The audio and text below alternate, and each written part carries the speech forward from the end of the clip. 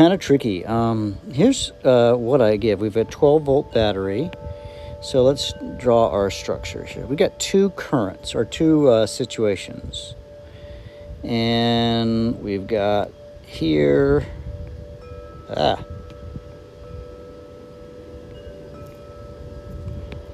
Here's our battery, it's 12 volts. And this is the parallel circuit. We have the current is 1.6 amps. We have an R1 and an R2. Okay, and then we've got the same situation. We've got a 12-volt battery, but this is a series circuit, R1, R2. Now the current going through this one is 0.35 amps. So we've got two different ampages, if that's a word.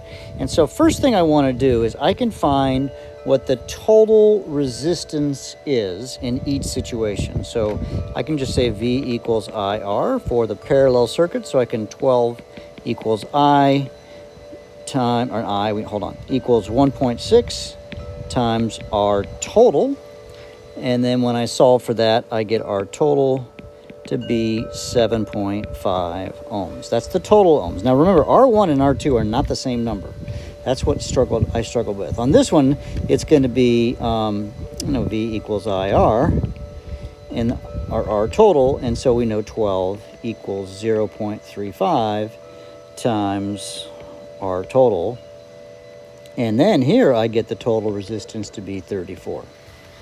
So now what we have to do is we want to solve using two equations and two unknowns, solve for this. Let's write this as an equation. In the series circuit, we can say that R1 plus R2 is 34.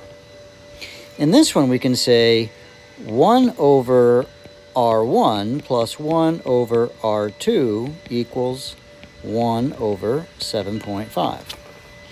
And so what we have to do is we have two equations and we have two unknowns.